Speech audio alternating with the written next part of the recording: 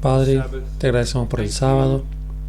Te agradecemos, Padre, porque sopla sobre nosotros tu Espíritu.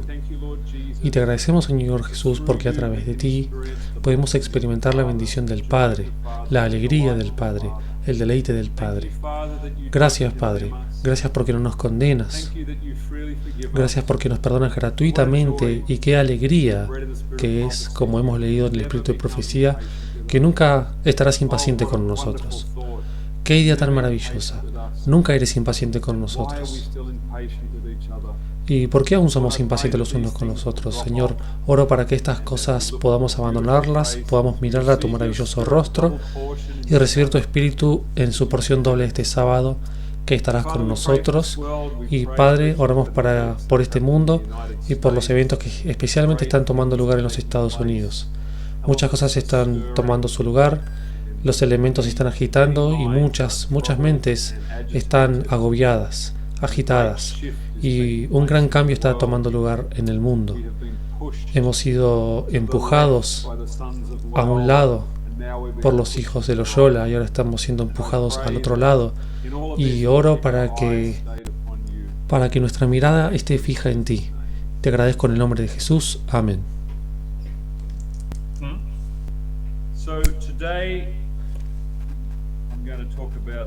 Hoy voy a hablar de la administración de muerte. La administración de muerte es un principio clave de nuestro movimiento y nos ha ayudado a entender tremendamente muchas de las historias del Antiguo Testamento. Así que solamente vamos a refrescar nuestra memoria con el librito que se escribió, Administración de Muerte, en 2016. Es bastante viejo en referencia a nuestro mensaje, pero introduce estos principios y vamos a comenzar con 2 Corintios 3, 7 al 9, donde Pablo define la administración de muerte. Dice: pero, ¿y si el ministerio de muerte grabado en letras, en piedras, fue con gloria, tanto que los hijos de Israel no pudieron fijar la vista en el rostro de Moisés a causa de la gloria de su rostro, la cual había de perecer? ¿Cómo no será más bien con gloria el ministerio del Espíritu? Porque si el ministerio de condenación fue con gloria, mucho más abundará en gloria el ministerio de justificación. Entonces, ¿qué fue lo que es escrito y grabado en piedra? ¿De qué está hablando Pablo acerca de la ley? Particularmente, los 10 mandamientos, sí, y su administración de muerte. ¿Los 10 mandamientos son muerte? Depende cómo lo veamos. Cuando estamos en nuestra carne, los 10 mandamientos parecen ser fuego devorador. Es una administración de condenación. Entonces, ¿cómo puede haber una administración de condenación cuando Dios no condena? Es interesante, ¿no? Y Pablo dice que este ministerio de condenación o este ministerio de muerte es glorioso. ¿Cómo puede ser la condenación ser gloriosa? Estas son algunas de las preguntas y por supuesto la administración del Espíritu es mucho más gloriosa que el ministerio de condenación. Como Pablo lo pone en Gálatas 3:24, porque la ley fue nuestro ayo para llevarnos a Cristo. Y como David lo expresa en el Salmo 19, la ley del Señor es perfecta, convierte el alma. ¿Y cómo convierte el alma? Como Pablo dice en Hebreos capítulo 10, porque la ley no hizo nada perfecto, sino que trajo una mejor esperanza. Y cómo traer una mejor esperanza es que nos hace dar cuenta: oh, no hay nada bueno que pueda hacer, solamente puedo aferrarme a tu misericordia, y veo que no hay nada que haya hecho que logre eso, que alguna vez haga mérito, que alguna vez atraiga el amor de Dios, que alguna vez le haga manifestar bondad hacia mí, y es solamente su bondad y su misericordia concedida gratuitamente en lo que algún hombre debería gloriarse. Como dice nuestro hermano Adam, sí, la ley nos lleva a Cristo y Cristo nos señala a la ley. Eso es el espíritu de profecía, una cita del espíritu de profecía que Adam está mencionando allí. Entonces le puse de título: Jesús, ¿por qué dijiste eso? Y aquí una mujer cananea que había salido de aquella región clamaba diciéndole: Señor, hijo de David, ten misericordia de mí. Mi hija es gravemente atormentada por un demonio, pero Jesús no le respondió palabra. Entonces, acercándose a sus discípulos, le rogaron diciéndole: Despídela, pues da voces detrás de nosotros. Él respondiendo dijo: No soy enviado sino las ovejas perdidas de la casa de Israel. Ahora, para ustedes leer este texto, Jesús suena duro en nuestro entendimiento natural de las cosas. Jesús no suena amante aquí, suena exclusivo, suena como que no está interesado en ayudar a la mujer. Y podríamos decir: Jesús, necesitas ser más cuidadoso en la forma en que te expresas. Y necesariamente has ofendido a esta mujer y has aplastado su alma. Podemos decir eso, ¿no? Pero esperemos, porque hay más. Entonces ella vino y se postró ante él diciendo: Señor, socórreme. Respondiendo él dijo: No está bien tomar el pan de los hijos y echarlo a los perrillos.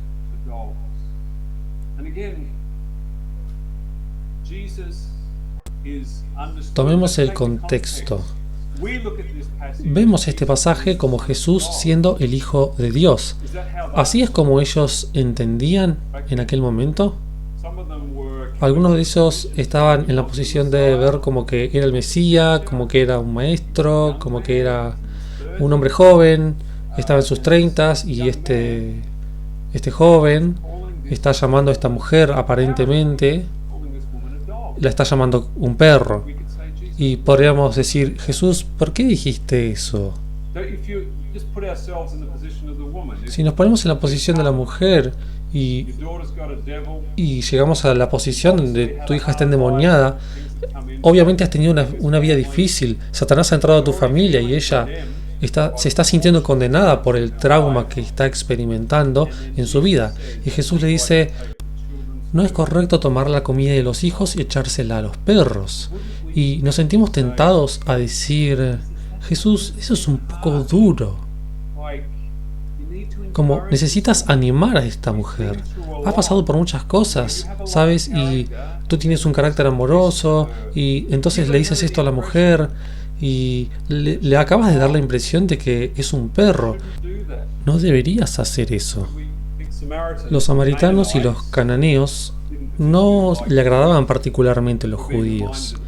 Y se nos recuerda en este momento que alrededor del mundo no muchas personas le gustan los judíos. Y esta mujer podría haber sido tentada a pensar: imagínense que Satanás le hubiera tentado a decir: tú, sucio, apestoso judío, puedes pudrirte en el infierno, ¿cómo me acusas de ser un perro? Ella se podría haberse sentido tentada a decir eso, por supuesto, pero está siendo probada y Jesús está probándola. Y este es el ministerio de condenación. Esta es la administración de muerte, porque trae estas cosas.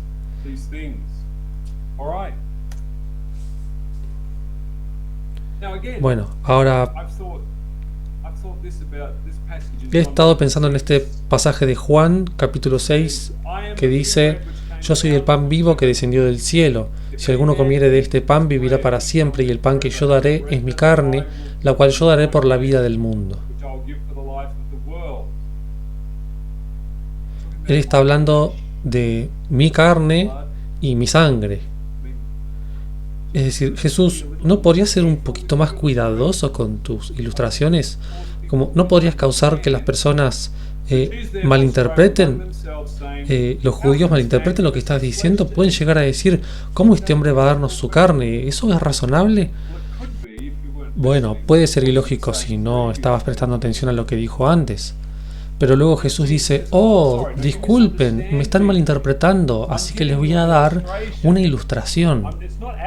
No es que es literalmente mi carne literal lo que estoy hablando, en realidad es una cosa espiritual la que estoy tratando de explicarles. Pero él no dice eso. Ahora parece redoblar la apuesta, porque luego Jesús dice: si no coméis la carne del Hijo del Hombre y bebéis su sangre... esperen un minuto.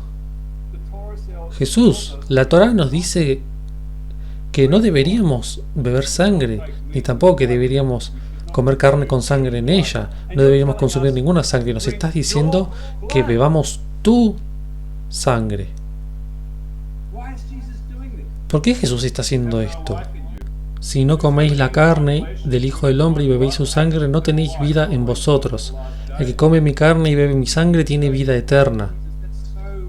Podemos decir, Jesús, eso es demasiado contundente de tu parte. Necesitas ser más sensible en cuanto a dónde está cada persona. Y muchas veces cuando leemos estas cosas no pensamos en esto porque decimos, bueno, es el Hijo de Dios, obviamente está haciendo lo correcto. Sabemos eso, entonces no pensamos en las implicancias. Y saben, los discípulos se acercaron a Jesús después de esto y están como, esto es cosa dura de oír, como, ¿quién puede oír esto? Y luego, por supuesto, tenemos el momento de Juan 6:66. Muchos discípulos se fueron y dejaron de seguirlo. Jesús pronunció palabras que sacó de la gente algo que ellos se rehusaban oír y dejaron de seguirlo.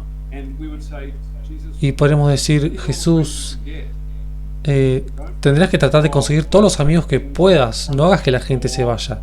No hagas estas confrontaciones. No sacudas a la gente de esta manera. Tienes que ser un poco más bueno en la forma en la que te expresas. Y no tan confuso.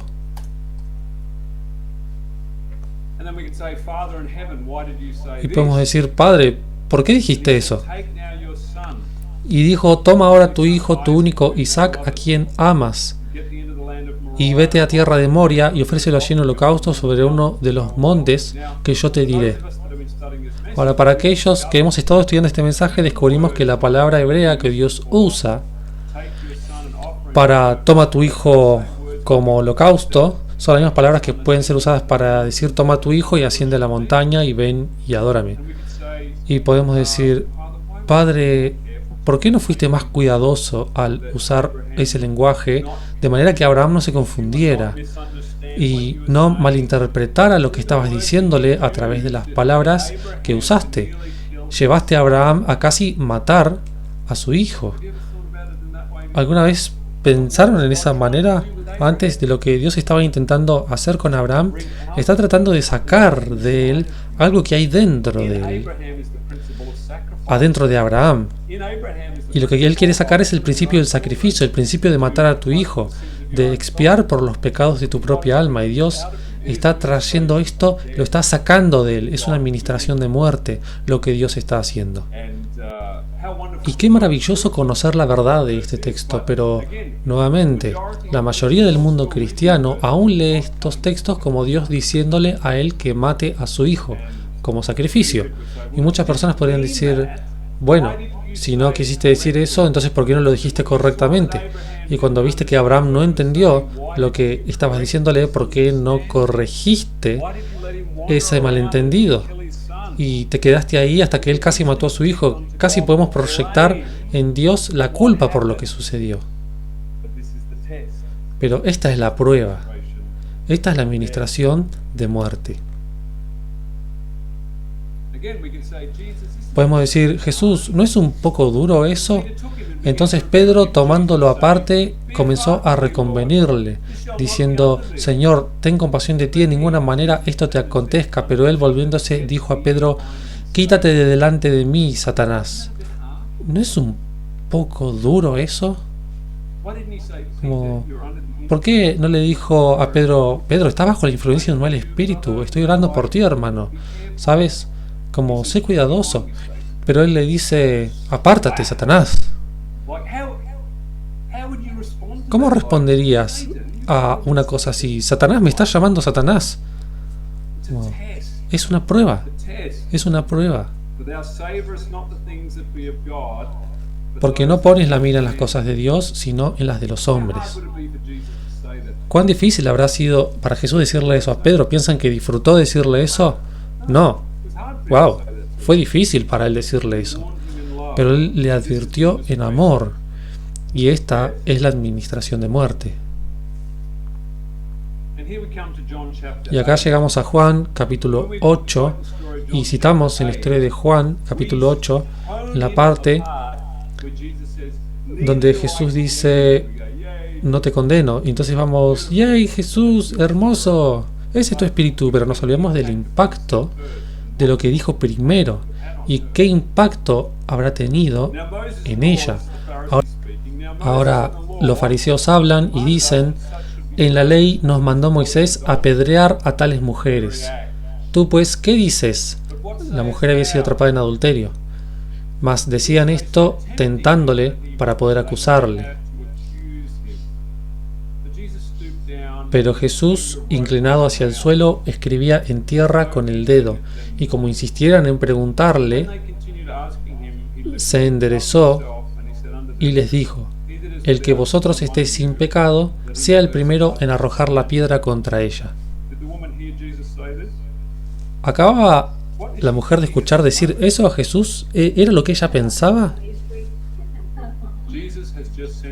Jesús me acaba de sentenciar a muerte. ¿Como no debió haber sido un poco más cuidadoso con las palabras que estaba usando? Alguien podría haber pensado, ok, y podría haber agarrado la primera piedra y haber comenzado. Esta mujer en aquel momento es como si él estuviera diciendo exactamente la misma cosa. No es bueno tomar la comida de los hijos y dársela a los perros. Esto es muy confrontador para la mujer, pero por supuesto el pecado está abundando ahora para que el espíritu que llega a esta mujer haga que la gracia abunde mucho más.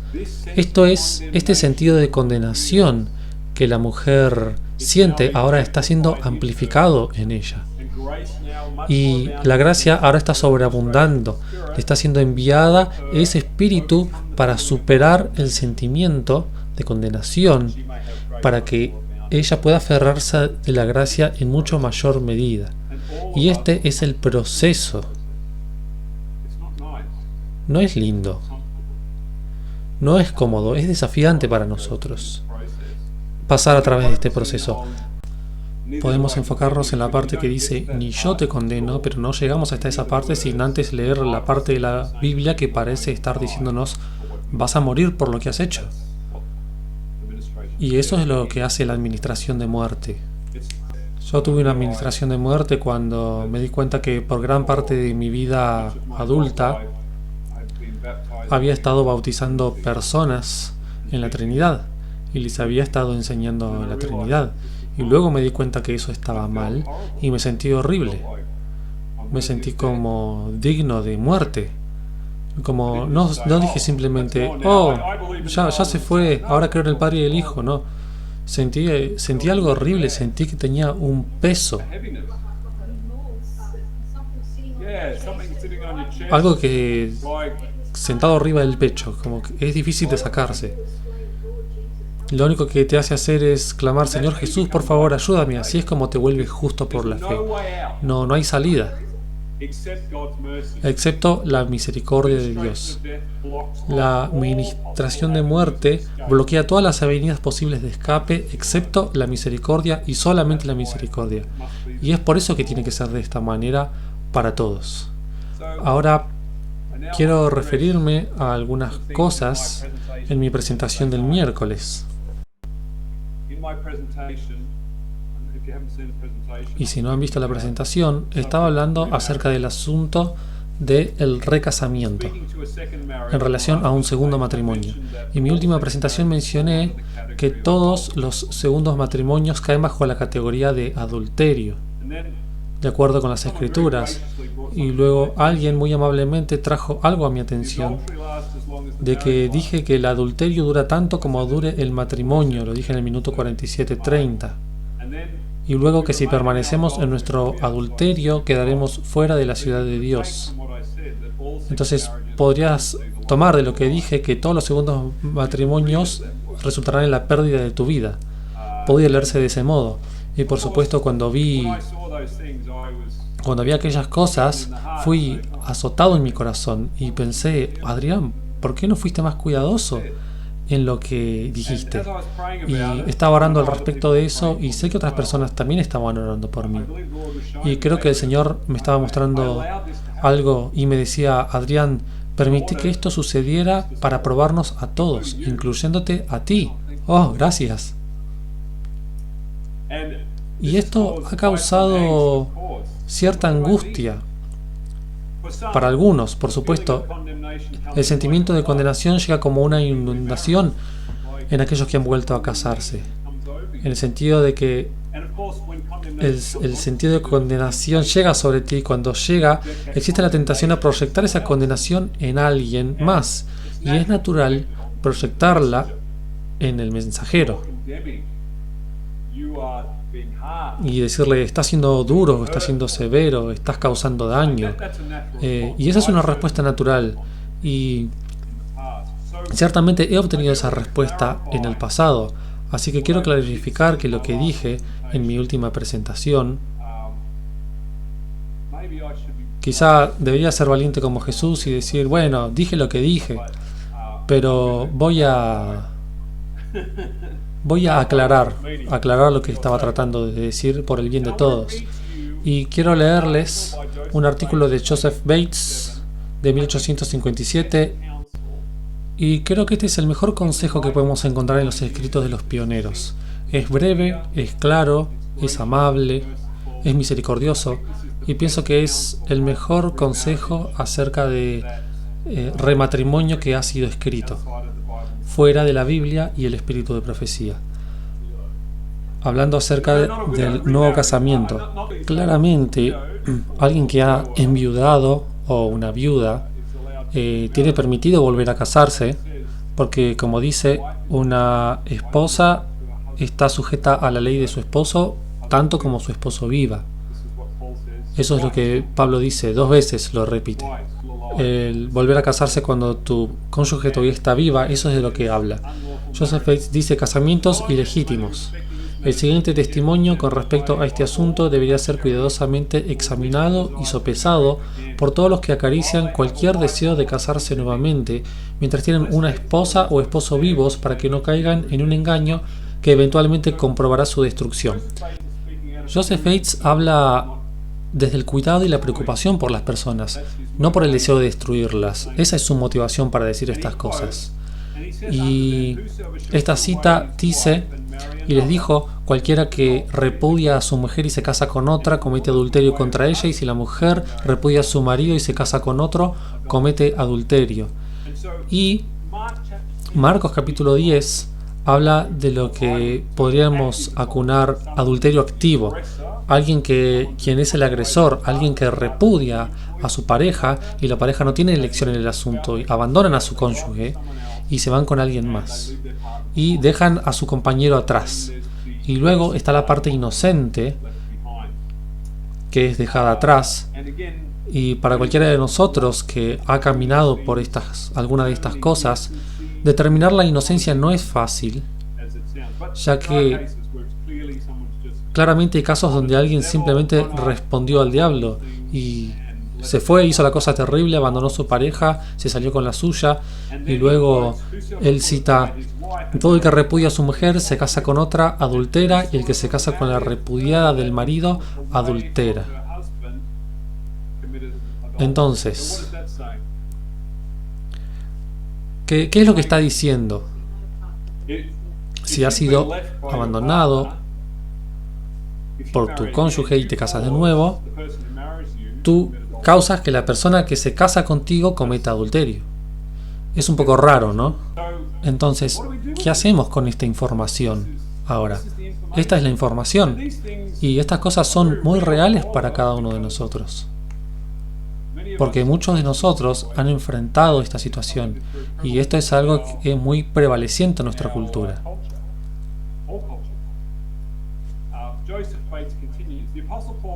Joseph Bates continúa: el apóstol Pablo ilustra lo precedente como dice a continuación: porque la mujer casada está sujeta por la ley al marido mientras éste vive, pero si el marido muere, ella queda libre de la ley del marido.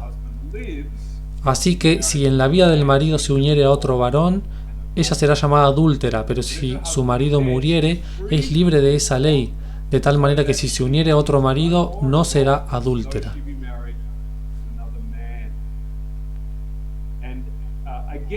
Y nuevamente cita esto, y luego cita a Pablo en 1 Corintios 7:10. Pero los que están unidos en matrimonio mando, no yo sino el Señor, que la mujer no se separe del marido, y si se separa, quédese sin casar, o reconcíliese con su marido, y que el marido no abandone a su mujer. Y Pablo dice aquí, no soy yo el que lo está diciendo, este es el Señor el que lo dice. Y nuevamente Pablo repite que la mujer casada está ligada por la ley mientras su marido vive, pero si su marido muriere, libre es para casarse con quien quiera con tal de que sea en el Señor. Este es el consejo. Y por supuesto algunas personas han respondido a estas declaraciones diciendo, Pablo, eres un machista, eres un cerdo, un judío arrogante por decir esto. No tienes cuidado ni compasión al decir estas cosas. Pero él dijo, no soy yo el que lo dice, es el Señor. Y esto es muy confrontador. Y noten lo que Joseph Bates dice a continuación. El testimonio del Salvador en relación a este tema, registrado por Marcos y Lucas, varía un poco del mismo registrado por Mateo, ya que es en Mateo donde tenemos la excepción. Pero yo os digo que el que repudia a su mujer, a no ser por causa de fornicación, hace que ella adultere, y el que se casa con la repudiada comete adulterio. Esto dice en Mateo 5 y dice exactamente lo mismo en el capítulo 19, excepto por causa de fornicación. Ahora, en mi libro No endurezcáis vuestros corazones, he hecho un estudio acerca de lo que Mateo está intentando decir con excepto por causa de fornicación. Y fornicación no es adulterio. Y hemos llegado a la conclusión de que está hablando de una pareja que está comprometida, que se hacen llamar esposo y esposa, pero aún no ha consumado el matrimonio. Y si durante ese periodo uno de las partes se va con alguien más, es fornicación, porque no están casados. Y luego el otro cónyuge es libre de ir y casarse con alguien más. Eso es lo que está hablando. Pero Joseph Bates usa un proceso lógico.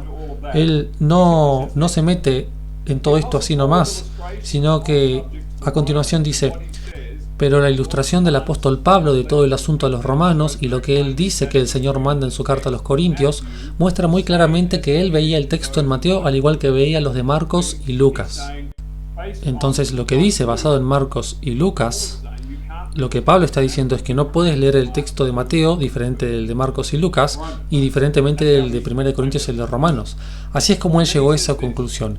Y luego dice esto, todos los que ignorantemente entraron a un pacto ilegítimo tal de matrimonio y por tanto han quebrantado los mandamientos de Dios, de acuerdo al precedente testimonio de las Escrituras, hallarán alivio observando las siguientes reglas. Entonces aquí Joseph Bates está ofreciendo una solución. Y aquí está lo que dice. Si alguna persona del pueblo pecare por yerro, haciendo algo contra de alguno de los mandamientos de Jehová, en cosas que no se han de hacer, y delinquiere, luego que conociere su pecado que cometió, traerá por su ofrenda una cabra sin defecto por su pecado que cometió, y le hará el sacerdote expiación de su pecado que habrá cometido, y será perdonado. Y luego Joseph dice esto. Bajo el Evangelio, la ofrenda es el dolor piadoso por el pecado. Dice Pablo, habiendo yo sido antes blasfemo, violando el tercer mandamiento, perseguidor e injuriador, mas fui recibido a misericordia porque lo hice por ignorancia en incredulidad. Y ese es el final del artículo. Para aquellos que no eran conscientes de que esto es lo que la Biblia enseña y han actuado en buena fe, y lo que llamamos la parte inocente, si tu compañero te ha dejado y tú te has vuelto a casar y has hecho esto en buena fe, no estás rebelándote contra tu conciencia. Una vez que te das cuenta de esto, puedes ir al Señor y decirle, no sabía esto, te pido perdón y oro para que puedas perdonarme y obtener misericordia. Bajo esta situación, Joseph Bates no dice que una pareja en esta situación necesita separarse. No dice eso, simplemente dice reconocerlo. Oh, esta no es la voluntad de Dios. No era consciente, pero ahora soy consciente de ello. Y entonces las personas que se han vuelto a casar bajo esta situación simplemente necesitan reconocer que no es bíblico. Es una violación de los 10 mandamientos de Dios y deben buscar obtener perdón por ello. Y no dice, bueno, ahora ustedes necesitan separarse. No dice eso. El elemento clave es, oh, me di cuenta que esto está mal. Señor, por favor, perdóname. Es un pecado de ignorancia, no me había dado cuenta. Perdóname. Y luego comenzamos a hacer todas las preguntas situacionales. ¿Qué pasa si otra pareja se vuelve a casar y tienen hijos? ¿Entonces hay que dividir la familia? No, es como, no me había dado cuenta que esto estaba mal. Lo hice en buena fe, pensé que esto era bíblico y ahora me di cuenta que está mal. Señor, por favor, perdóname. Y reconocerlo ante la familia. Gracias por eso. ¿Y por qué deberíamos hacer eso? Por el beneficio de la siguiente generación, para prevenir que repitan esa historia y carguen con el trauma. Porque para cualquiera que ha pasado a través de eso, a través de una separación matrimonial, eso es inmensamente traumático. Eso realmente hace daño de manera tremenda. No querríamos que le pase lo mismo a nuestros hijos. Entonces, como dice Craig, ¿quieres confesar esto? Esto está mal. Y el ejemplo que tenemos es que tenían que acercarse al sacerdote, traer una ofrenda, llegar al sacerdote, y esa era una experiencia pública. Es una experiencia pública. Saber reconocer, esto estuvo mal. Y a través de esta experiencia podemos saber con gran alegría que nuestro Padre no nos condena. Él no nos condena por estas cosas. No hay condenación. Pero, ¿por qué alguien tiene que ir a atravesar este proceso y hablar acerca de las razones? De manera muy corta y simple podemos decir que el resumen de eso está en la angustia de Jacob. Si hay un pecado no confesado, Satanás acusará y eso caerá sobre nosotros como una tonelada de ladrillos y nos aplastará. Y no queremos que nadie se pierda durante el tiempo de angustia de Jacob, porque, oh, no sabía que esto tenía que ser considerado. Y ahora tenemos que arrepentirnos de esto ahora. Dios no era lo que quería, pero Dios en su misericordia dice, entiendo, condesciendo a encontrarme contigo en donde estás, en tu ignorancia. Y como Abraham se casó con más de una mujer, se casó con 2 mujeres, y Jacob, y acá nos dejan un comentario, David fue bendecido con Salomón, no con la separación. Y por supuesto, sí, él reconoció que estaba mal. Entonces David confesó su pecado y por su pecado pagó un precio muy alto. ¿Cuántos hijos perdió? 4 hijos murieron debido a ese pecado. Pero Dios no le pidió que se separase de Betsabé, porque bueno, supongo que el caso de David, incluso en ese caso, él estaba consciente de que estaba haciendo mal. Este no era un pecado de ignorancia. Él también tenía múltiples esposas, lo cual además hay cierta confusión allí para David, ¿no es cierto? Porque había algo que no estaba claro para él, de que un solo hombre debía casarse con una sola mujer. Había confusión allí en su entendimiento. Pero nuevamente David no se separó de Betsabé. Dios le permitió continuar en esa relación. Y eso produjo a Salomón. Y Salomón destruyó la relación del reino a causa de sus relaciones, debido a las relaciones de su padre. Finalmente terminó destruyendo a Israel y eso causó una separación entre Judá e Israel. Y aún a través de eso, Dios le dio sabiduría y lo bendijo y hizo muchas cosas maravillosas, pero debido a ese pecado, David destruyó su reino. Y es triste. No tenía que ser de esta manera. Y a menudo me pregunto, ¿dónde estaba el hijo de Abigail? ¿No era Abigail la mujer más maravillosa que había? ¿No había una mujer como ella? Y sí, tuvieron un hijo llamado Daniel o Chileab, pero no fue la primera esposa. Su primera esposa fue Mical, quien lo odiaba. Y después le fue quitada y se le fue dada a otro hombre. Era una confusión total. Es interesante, historias interesantes. Y esta es la cosa, que cuando hablamos de este tema, encuentro invariablemente, todas las veces, que cuando presentamos las escrituras, la mayoría de las veces las personas empiezan, ¿y qué pasa con esto? ¿Y qué pasa con aquello? ¿Y qué de esta experiencia? Y eres arrastrado de la escritura hacia el sufrimiento y el dolor que las personas están experimentando. Y te ves forzado a dejar de hablar de la Biblia. Y se te dice que, si dices esto, estás equivocado y eres duro y estás lleno de odio. Y entonces debes dejar de hablar acerca de lo que la Biblia dice. ¿Deberíamos hacer esto o deberíamos decir, bueno, ¿por qué la Biblia dice esto? ¿Por qué presenta estos principios? ¿Por qué dice esto? Son escenarios diferentes. Y la cuestión es, ¿estás condenando a esta pareja a causa de esto? No, Dios no condena. Pero ¿por qué trae este ministerio de muerte? ¿Por qué tenemos que tener esta discusión? ¿Por qué no simplemente hablamos del amor de Dios? ¿Y qué pasa con los días de Noé?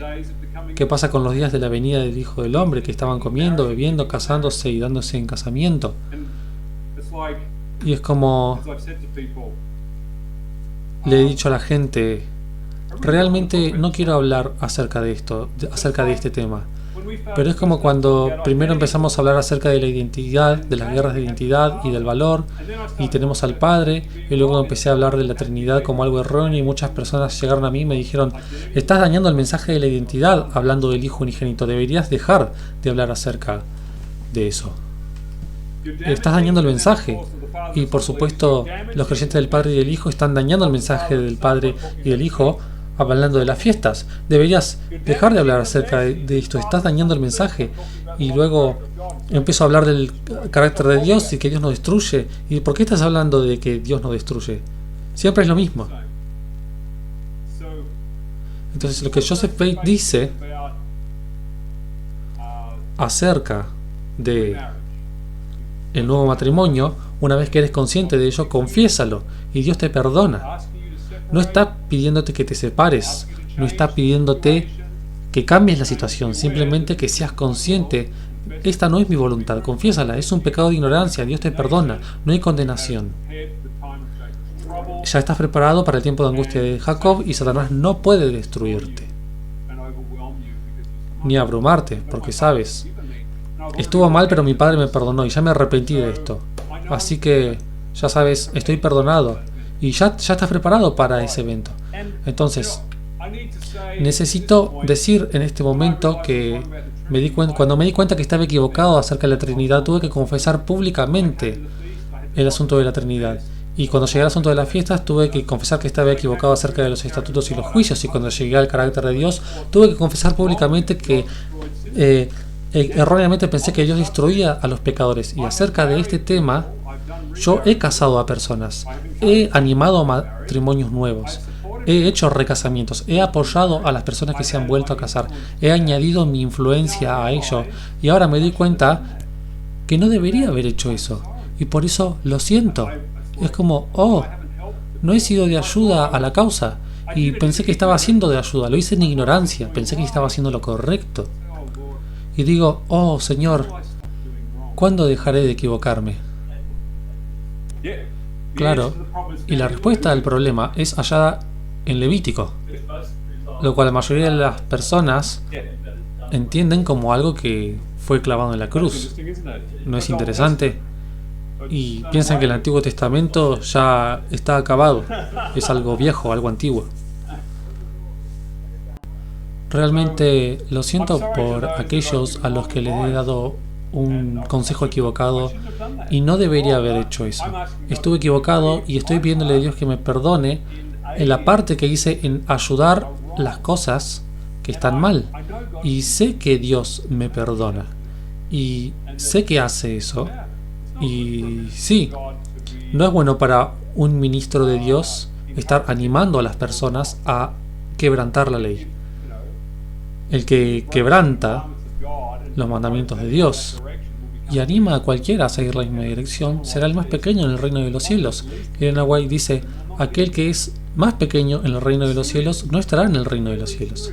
Es serio, es muy serio. Y porque Dios nos perdona,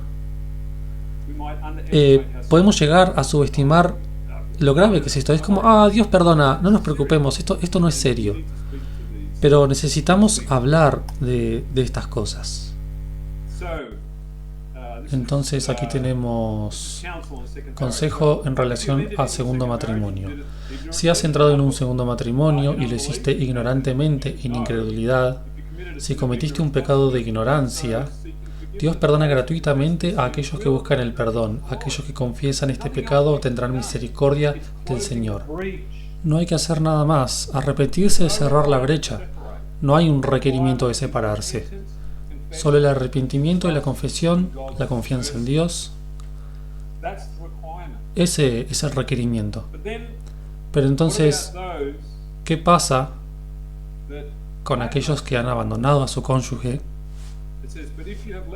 Dice, si has abandonado a un cónyuge sabiendo que está mal y has vuelto a casarte, has pecado contra tu conciencia. Si entras en un segundo matrimonio sabiendo lo que la Biblia enseña al respecto, rechazando esta información, volviendo a casarte, pecas contra tu conciencia. Tu propia conciencia no te absolverá del pecado porque lo hiciste voluntariamente. Y esto es otro aspecto de esto. Y por supuesto, ahora que hemos presentado esta información, estamos presentando el hecho de que el nuevo matrimonio no es bíblico. Las personas podrían decir, ¿por qué tengo que escuchar esta información? ¿No hubiera sido mejor casarme, escuchar esta información y después arrepentirme? Y listo. ¿Por qué tengo que escucharlo ahora? ¿No es eso un corazón duro? Y yo no sé si ustedes han experimentado, pero yo he experimentado la autocondenación al punto donde difícilmente podía respirar. Satanás tenía su mano fuertemente apretada alrededor de mi cuello y pensaba que iba a morir. Y este peso sobre mí tan pesado, y yo estaba ahí como, estoy muerto, no puedo atravesar esto. Y luego en esa situación me volví a Dios y dije, arroja tu misericordia sobre mí. Y me di cuenta en esa experiencia que mi condenación de mí mismo es mucho más grande de lo que yo había entendido. Pero fue en ese momento que me di cuenta algo, que la ley de Dios, que mi condenación comenzó a hacer efecto en mí y mi padre me dijo, Adrián, no estoy condenándote, tú estás condenándote y Satanás está condenándote, pero yo no te estoy condenando. ¿Vas a permitirte sentarte en el trono del juicio? ¿O vas a dejarme a mí sentarme en el trono del juicio y juzgar en tu favor? Y esto es lo que todos vamos a enfrentar. Entonces, hay algunas declaraciones en el Espíritu de Profecía que leímos hace algunos años. Craig las presentó en tabernáculos y aquellas declaraciones me hizo temblar hasta mi núcleo cuando leí estas cosas. Y nuevamente me pregunté a mí mismo, ¿realmente ayudé a las personas a llegar a su destrucción? Y no estoy señalando estas cosas y no estoy aclarando esto. Señor, te pido perdón por estas cosas y no quiero repetirlas. Son confrontantes, son desafiantes, pero como ministro, muchas personas se acercan buscando guía y tengo que compartir estas cosas con ellos. Incluso aunque mi corazón me duele, tengo que compartir estas cosas con ellos. Mi padre me requiere que lo haga. Y voy a repetir estas cosas debido a este texto que está aquí. Aquí está el asunto. Porque es imposible que los que una vez fueron iluminados y gustaron del don celestial y fueron hechos partícipes del Espíritu Santo y asimismo gustaron de la buena palabra de Dios y los poderes del siglo venidero y recayeron, sean otra vez renovados para arrepentimiento, crucificando de nuevo para sí mismos al Hijo de Dios y exponiéndole a vituperio.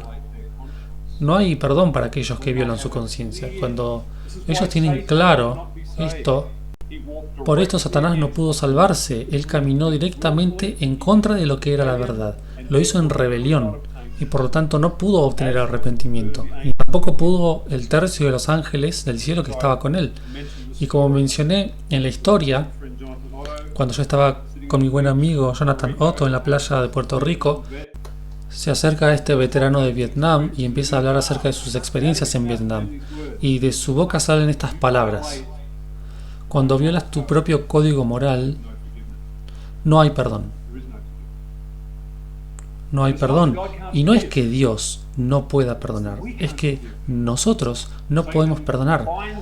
Satanás amarra el alma, aprisiona el alma y no la dejará libre. Esto es lo que Dios está intentando de salvarnos. De este tema es que Martín Lutero habló, de ir en contra de la conciencia. No es correcto ni es seguro. Aquí estoy de pie y no puedo hacer más nada, que Dios me ayude. Si vas en contra de tu conciencia, si vas por ese camino que tú sabes que va totalmente en contra de lo que Dios está diciendo, estás corriendo un riesgo horrible. Estás cauterizando la conciencia con un hierro caliente y no estás obteniendo perdón. Ahora, podrías conformarte a ti mismo de que Dios te perdonará, pero en el tiempo de angustia de Jacob, atravesar ese tiempo,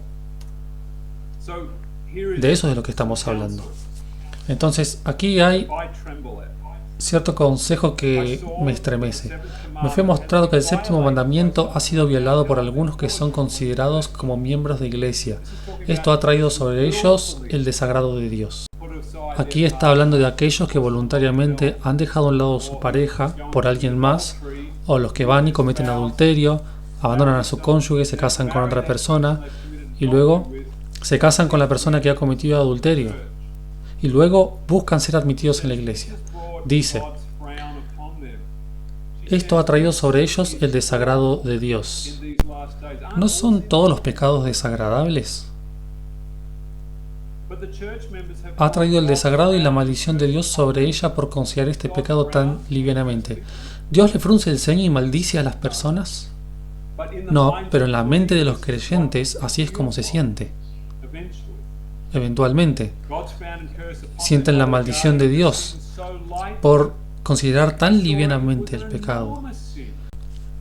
Vi que se trata de un pecado enorme y que no se ha llevado a cabo un esfuerzo vigilante como el que debería haberse hecho para no ocasionar el desagrado de Dios. Suena como la sustitución penal. Y evitar su desaprobación mediante una disciplina estricta hacia el ofensor. He resaltado esta declaración y esta declaración tiene una influencia corruptora sobre la juventud. Este mensaje que hemos estado dando está basado en el modelo divino. El padre y el hijo son representados en el esposo y la esposa, donde opera la bendición del canal de bendición. Esto no opera en una relación adúltera, porque una relación adúltera activa, es rebelión en contra de Dios, y donde hay rebelión, ocurre la rebelión y esa es repetida en la siguiente generación. Y como decimos, el adulterio lleva a la mentira, lo cual lleva al asesinato. Y como dice en Malaquías, un hombre que se divorcia de su esposa se viste con vestiduras de violencia. ¿Y por qué hay guerra en este mundo? La violencia y la guerra vienen directamente del divorcio. Han visto cuán livianamente ha sido considerado el pecado de quebrantar el séptimo mandamiento. El que ha cometido este horrible pecado piensa que todo lo que tiene que hacer es confesar que fue un error, que lo lamenta y luego puede gozar de todos los privilegios de la casa de Dios y recibir el abrazo de comunión de la iglesia. Y hemos experimentado personas que dicen, bueno, yo le pedí a Dios que me perdone y Él me ha perdonado. Todo está bien. Y ustedes no nos permiten formar parte de la iglesia. Son severos, son condenadores. Están diciendo, no es justo tomar la comida de los hijos y dársela a los perros. Esto es lo que están diciendo. Y luego ella dice, pienso que este es el cuarto párrafo, un poquito más abajo, dice, los que quebranten el séptimo mandamiento deberían ser suspendidos de la iglesia, no gozar de su comunión ni de los privilegios de la casa de Dios.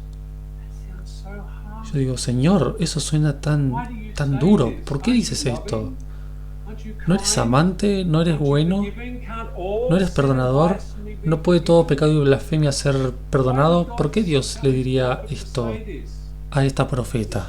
Es solamente una señora victoriana engreída que escribió lo que pensó que necesitaba escribir y además Ellen White solamente se casó una vez. Ella no tiene ni idea de lo que es el segundo matrimonio. ¿Cómo se atreve a escribir algo de este estilo?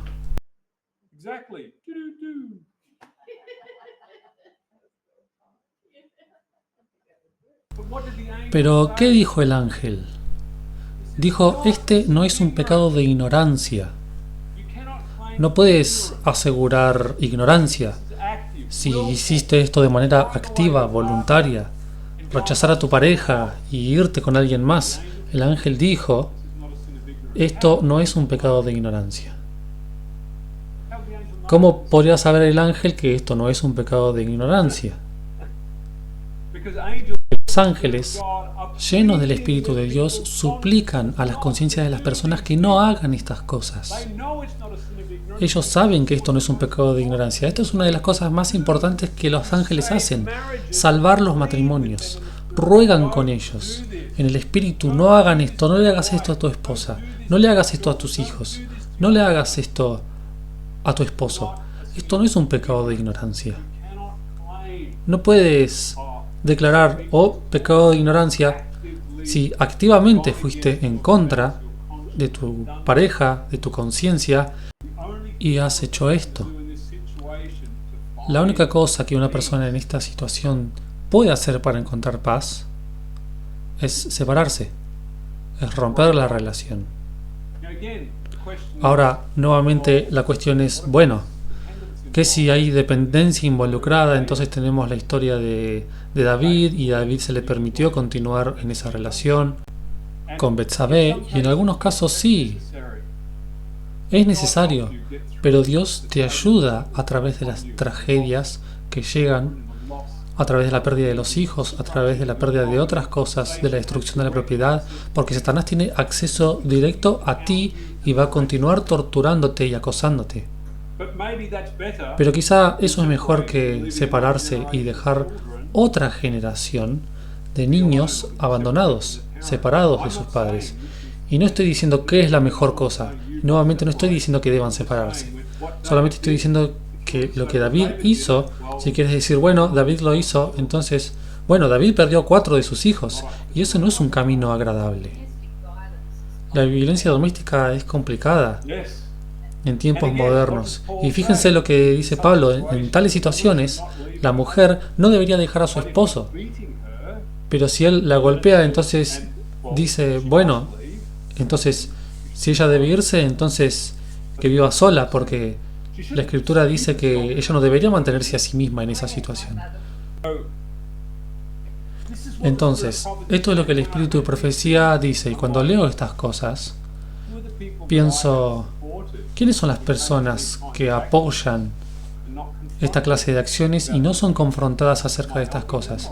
¿Estoy ayudándolas o estoy llevándolas por el camino incorrecto? Esto es desafiante para todos nosotros, porque incluso si no hemos estado directamente involucrados en estas situaciones, todos somos parte de familias donde estas cosas han sucedido y les hemos dicho y los hemos animado a hacer cosas por el camino correcto, y lo hemos hecho con amor, o los hemos atacado, o los hemos hecho sentir cosas, Y para la persona que va por este camino, la palabra más pequeña se siente como un trueno que viene del monte Sinaí, que lo está condenando.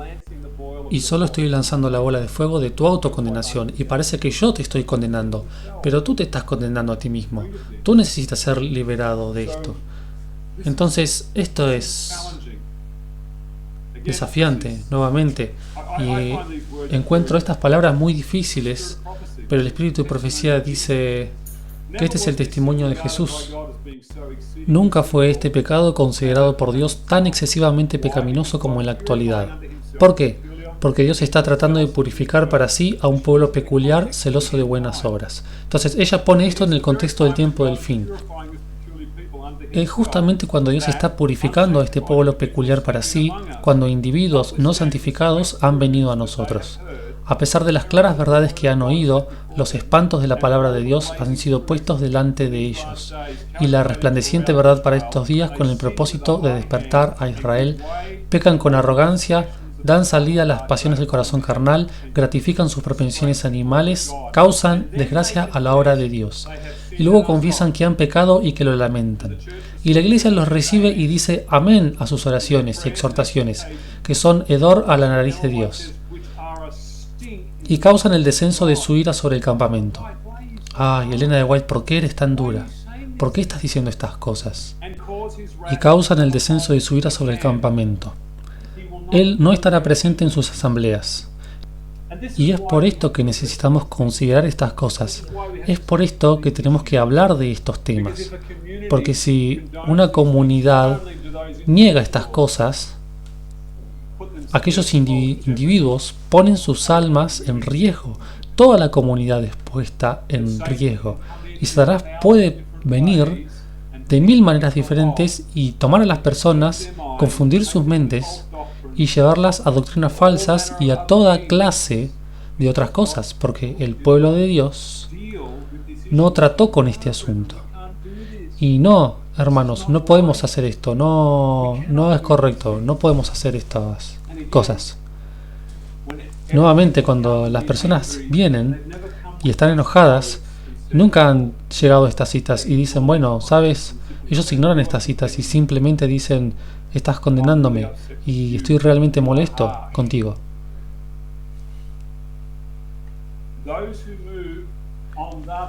Quienes avancen así negligentemente, cubriendo con reboque sus pecados, serán abandonados a sus propias sendas, para que se harten de sus acciones. Elena de White dice, debería incluir esta parte o no, porque suena realmente dura, los que antiguamente cometían tales pecados eran conducidos fuera del campamento y apedreados hasta que morían.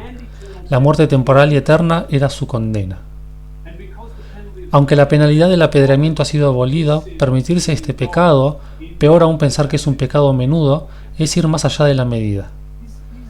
Estas son palabras realmente duras, pero es porque no hemos entendido la pecaminosidad del pecado.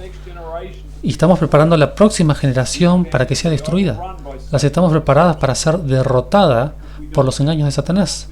Porque decimos, no podemos leer estas cosas. Esto no es posible. ¿Y cómo te atreves a meterte en la vida personal de alguien? Porque Dios no va a morar en tus asambleas si no hablas de estas cosas. Todos seremos cortados. Porque Satanás va a llegar y nos va a engañar.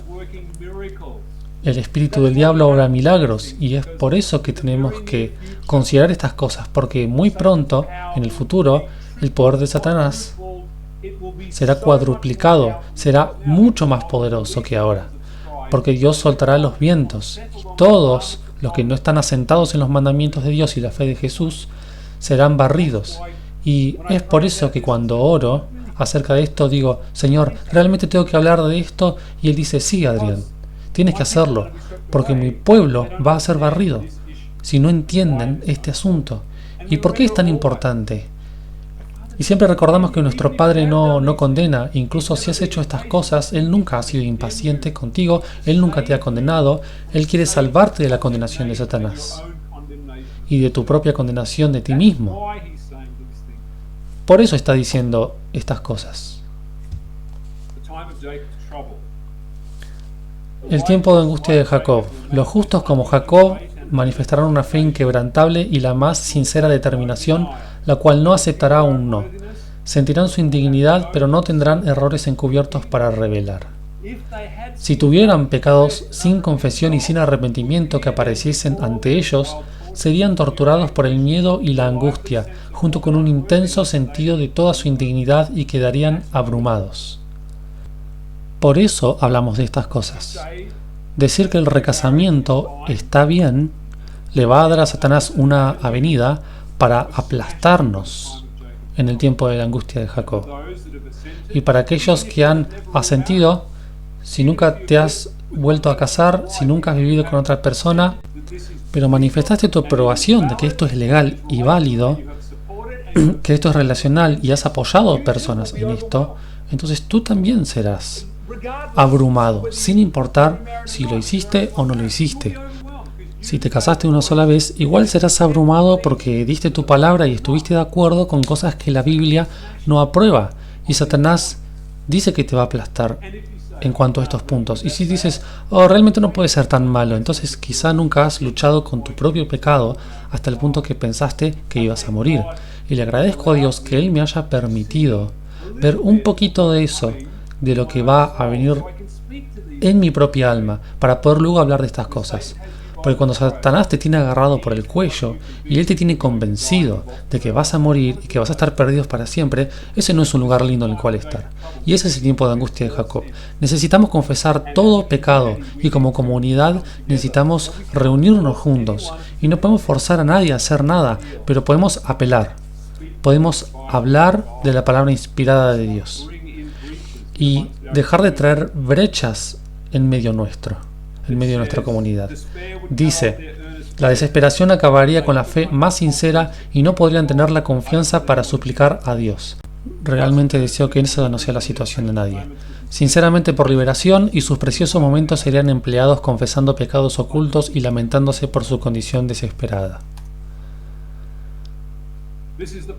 Este es el proceso. De regreso a Juan, la mujer atrapada en adulterio, primero Jesús dice, el que de vosotros esté sin pecado sea el primero en arrojar la piedra contra ella. Y aquí Jesús invoca la administración de muerte. Esto es realmente da miedo para esta mujer y ella piensa que va a morir. Y ahora ella siente la condenación de la persona misma que habla. Ella está convencida de que Jesús la condena a muerte en esas palabras. Pero ahora ella se arroja a sí misma en la misericordia de Dios y luego la administración del Espíritu viene. Mujer, ¿dónde están los que te acusaban? ¿Ninguno te condenó? Ella dijo, ninguno, Señor. Entonces Jesús le dijo, ni yo te condeno. Vete y no peques más. La no condenación de la mujer de Jesús, su no condenación de sí misma, es porque ella puede ver el perdón de Dios en el rostro de Jesús y ella se aferra de ello. Pero ella no escucha eso hasta que pasa a través de la administración de muerte. Dice que es gloriosa y hace salir a flote todo lo que hay dentro de nosotros mismos. Somos enfrentados con la muerte misma, sentimos que no hay escape y lo único que puedes hacer es arrojarte sobre la misericordia de Dios, lo que hizo esta mujer y lo obtuvo, y obtuvo la garantía de la vida eterna. Satanás había acusado a Jacob ante Dios a causa de su pecado, había inducido a Esaú a que marchase contra él. Durante la larga noche de lucha del patriarca, Satanás procuró embargarle con el sentimiento de su culpabilidad, para desanimarlo y apartarlo de Dios. Jacob fue casi empujado a la desesperación, pero se había arrepentido sinceramente de su gran pecado y se adhirió firmemente al ángel, e hizo su petición con ardientes clamores de agonía hasta que prevaleció. Como Satanás acusó a Jacob, acusará también al pueblo de Dios, pero la pequeña compañía de los que guardan los mandamientos de Dios resiste a su pretensión a la supremacía. El mandamiento dice, no cometerás adulterio. Él no hace ninguna provisión para un segundo matrimonio. Y si quieres caminar en los mandamientos, necesitamos reconocer ahora, como el apóstol Pablo asesinó, él rompió el mandamiento, eso quiere decir que pierde la vida eterna. No, él pidió perdón y Dios le dio perdón. Y lo mismo pasó con Moisés, y Moisés también la obtuvo. Y si alguno ha entrado en un segundo matrimonio en ignorancia, obtendrá perdón. Pero aquellos que voluntariamente han ido en contra de los mandamientos de Dios y nuevamente hacen lo que ellos creen que es correcto, es un camino mucho más peligroso. Y sí, el rey David pudo ser capaz de mantenerse en ese matrimonio, pero luego iba a sufrir horrendamente. Y estas personas siguen aumentando el riesgo y Satanás los abrumará. Entonces, lo que le digo a todos los que llegan a este mensaje, aquellos que están contemplando el nuevo casamiento, la Biblia no hace una provisión para esto. Ahora, pueden acusarme de ser condenador, esa es su elección, pero lo que la Biblia dice es lo que Joseph Bates enseñó ya desde el inicio, y es para nuestro propio bien, y es para bendición nuestra, porque los apóstoles, los profetas y los pioneros, ellos entendían este principio mejor que cualquiera de nosotros hoy, y necesitamos mantener eso en la mente. Como Satanás acusó a Jacob, acusará también al pueblo de Dios, pero la pequeña compañía de los que guardan los mandamientos de Dios resiste a su pretensión a la supremacía. Ve que los ángeles protegen a los que guardan los mandamientos e infiere que sus pecados les han sido perdonados. Tiene conocimiento exacto de los pecados que les ha hecho cometer y declara que en justicia el Señor no puede perdonar los pecados de ellos y destruirle al mismo tiempo a él y sus ángeles, y pide que sean entregados para destruirlos. Eso es lo que se está acercando. Necesitamos confesar cada pecado. Todo pecado necesita ser removido, porque Dios no es nuestro enemigo. Nuestro enemigo somos nosotros mismos, nuestra autocondenación, auxiliada por Satanás. Y eso es lo que debemos vencer. Debemos vencer cada pecado. Y algunas personas han enseñado que en la bondad de lo que estamos predicando del carácter de Dios, que todo está bien, que no hay ningún problema, que Dios no nos condena, pero si te olvidas de tu propia conciencia, de tu propia mente, vas a tener que atravesar, tienes que vencerte a ti mismo. El camino a Cristo dice que la batalla más grande que tenemos en esta vida es la batalla con nosotros mismos. Tenemos que vencer al yo. Es lo único que puede dejarnos afuera del reino de Dios. Dice, el Señor le permite probarlos hasta el extremo. ¿Por qué, Señor? ¿Por qué haces esto? Porque tenemos que depender completamente de la misericordia de Dios. Y si tienes alguna justicia propia dentro de ti, esto la va a sacar afuera.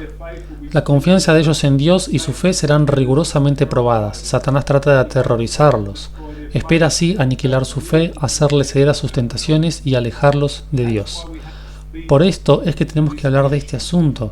Y por esto es que en la restauración de la institución matrimonial le decimos a todos esos que están preparándose para el matrimonio, cuando entras en esto es por la eternidad, no solamente de por vida. No existe el segundo matrimonio desde este punto en adelante. Y eso es tan severo. Es una sentencia de muerte. No, la sentencia de muerte es ir en contra de los mandamientos de Dios. Esa es la sentencia de muerte. ¿Por qué? Pero es injusto. Lo que yo entiendo que la Biblia está diciendo es que una mujer no debería dejar a su esposo, pero si lo hace, debería quedarse sola, porque ella está ligada por ley a su esposo en tanto como él viva.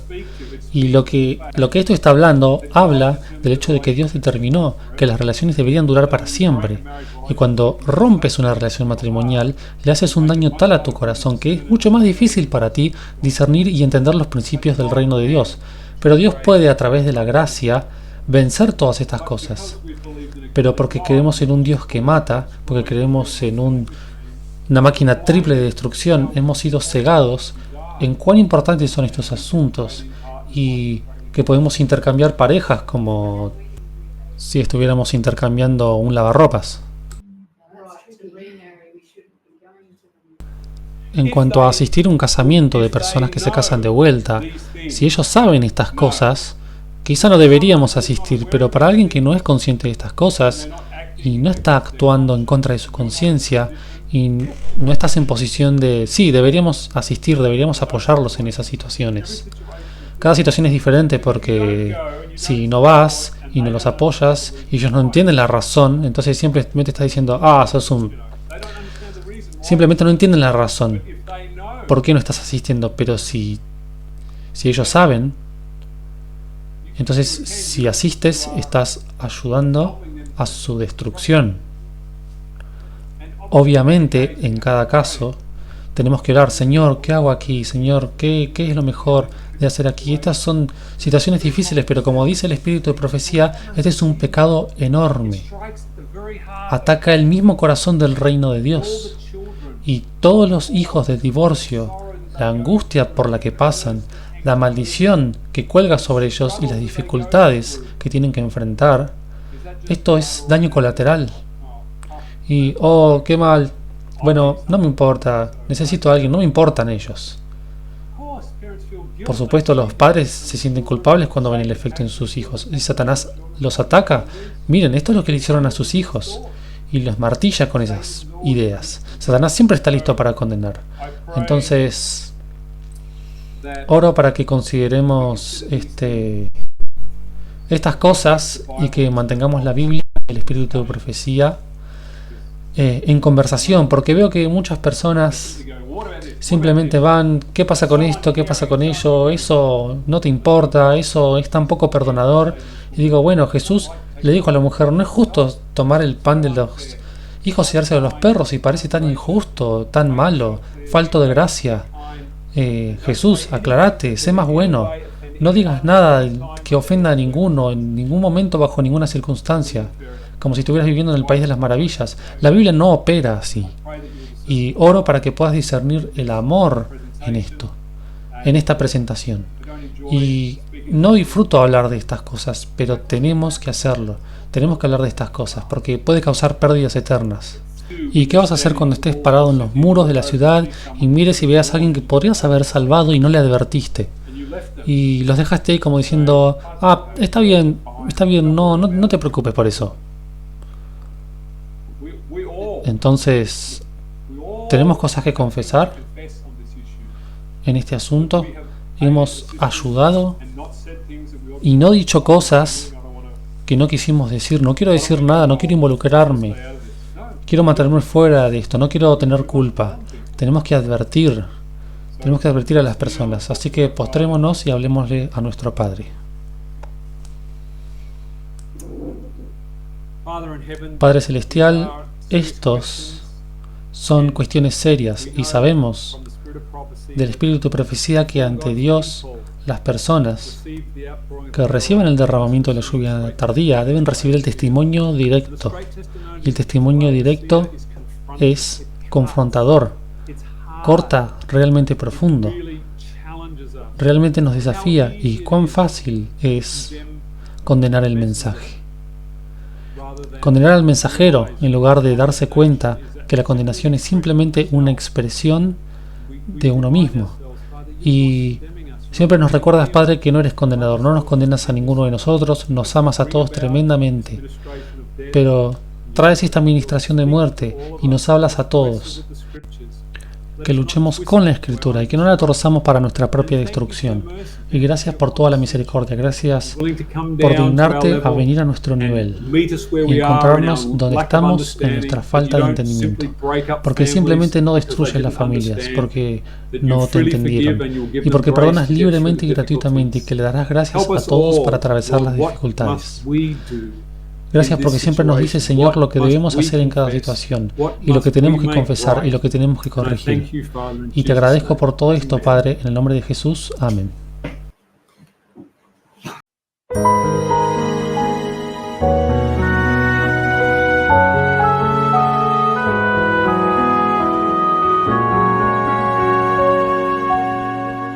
Let not your heart be troubled. Ye believe in God, believe ye also in me. In my Father's house are many mansions. If it were not so, I would have told you. I go to prepare a place for you.